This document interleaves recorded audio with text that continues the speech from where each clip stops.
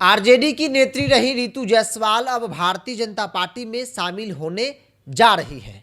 नमस्कार, the India top देख रहे हैं। मैं हूं आपके साथ बिरजू सिंह। बिहार में भाजपा की सरकार यानी भाजपा का मुख्यमंत्री बन गया है। ऐसे में भारतीय जनता पार्टी विपक्षी दलों के अंदर ऑपरेशन लोटस की तैयारी में है। याद कीजिए, राज्यसभा चुनाव के वक्त किसी ने सोचा नहीं था कि आरजेडी के विधायक ही तेजस्वी यादव के साथ खेल कर देंगे। एडी सिंह उम्मीदवार बनाए गए, पूरा विपक्ष गोलबंद हो गया और यह तय माना जा रहा था कि एडी सिंह चुनाव जीत जाएंगे। चूंकि पूरा विपक्ष गोलबंद हो गया, ओवैसी की पार्टी के विधायकों ने भी समर्थन कर दिया और माना जा रहा था कि भाई आंकड़ा तो है आरजेडी कैंडिडेट के पक्ष में, एक सीट एडी सिंह चुनाव जीत जाएंगे। लेकिन रातों रात ऐसा खेल हुआ कि न सिर्फ आरजेडी के ढाका से विधायक फैसल रहमान एब्सेंट हुए, बल्कि कांग्रेस विधायक भी एब्सेंट हो गए। नतीजा ये हुआ कि एक सीट जिस पर आरजेडी आश्वस्त थी कि एकदम जीत रहे हैं, वो चुनाव हार गई। बात इतना ही तक नहीं रुकी है, बात अब आगे बढ़ रही है। आरजेडी के अंदर एक बड़े ऑपरेशन की तैयारी, या फिर यूँ कहें कि उस पूरी रणनीति पर भारतीय जनता पार्टी के नेता काम कर रहे हैं और इसी का हिस्सा है कि रितु जायसवाल अब भारतीय जनता पार्टी में शामिल होने जा रही है। अब कुछ लोग कहेंगे कि रितु जायसवाल आरजेडी में अभी तो है नहीं, तो विपक्ष आरजेडी के अंदर ऑपरेशन कैसा? बात सही है, रितु जायसवाल आरजेडी में नहीं है, लेकिन जिस दिन रितु जायसवाल भारतीय जनता पार्टी में शामिल होंगी, आरजेडी में भी बड़ी टूट होगी। मेरे पास जो जानकारी है कि रितु जायसवाल बीजेपी के प्रदेश अध्यक्ष संजय सरावगी से मुलाकात कर चुकी है, बातचीत सब कुछ तय हो चुका है। कौन कौन आरजेडी से आ रहा है यह भी क्लियर हो गया है, क्योंकि रितु जायसवाल अकेले नहीं आ रही हैं या फिर अकेले भाजपा शामिल नहीं हो रही है। रितु जायसवाल के साथ कई आरजेडी के नेता जो आरजेडी को छोड़कर भारतीय जनता पार्टी में शामिल होने जा रहे हैं। देखिए, रितु जायसवाल पहले कभी जनता दल यू जेडीयू में हुआ करती थी, आरसीपी सिंह के ज़माने में। चुनाव से ठीक पहले, 2020 चुनाव से ठीक पहले वो आरजेडी ज्वाइन की और आरजेडी ने उन्हें परिहार विधानसभा सीट से उम्मीदवार बनाया। महज कुछ वोट से विधानसभा का चुनाव परिहार से रितु जायसवाल हार गई थी। उसके बाद आरजेडी ने महिला प्रकोष्ठ का प्रदेश अध्यक्ष बनाया। उसके बाद आरजेडी ने लोकसभा का चुनाव भी रितु जायसवाल को लड़वाया, कुछ वोटों से चुनाव हार गई। 2025 यानी जो भी जस्ट चुनाव बीता है, उस चुनाव में आरजेडी ने रितु जायसवाल को उम्मीदवार नहीं बनाया। नतीजा ये हुआ कि आरजेडी परिहार में बुरी तरीके से हारी। रितु जायसवाल निर्दलीय मैदान में उतर गई और अपना मजबूत स्थिति दर्ज कराई। रितु जायसवाल की पहचान किसी पार्टी की बदौलत नहीं है।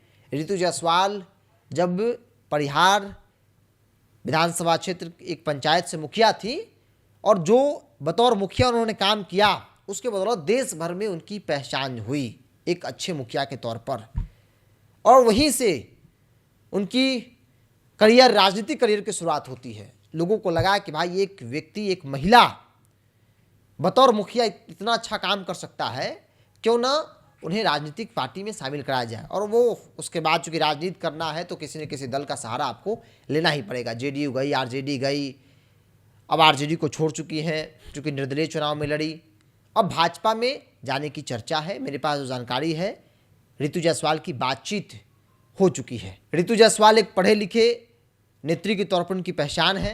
रितु जायसवाल बाकी नेत्रियों से बिल्कुल अलग है। एक तो पढ़ी लिखी है ही, दूसरा है कि राजनीति में, मौजूदा राजनीति में, खासतौर पे बिहार में जितने भी आपको महिला विधायक, एमपी या फिर जो राजनीति कर रही हैं, जो मेन स्ट्रीम पॉलिटिक्स में दिखती हैं, उनके अंदर क्या खासियत है मुझे बहुत दिखता नहीं है। उनकी खासियत बस इतना ही है कि किसी के पति बाहुबली है, किसी का पॉलिटिकल बैकग्राउंड है, और यही क्वालिटी है उन लोगों की जो राजनीति में आज की तारीख में राजनीति कर रही है।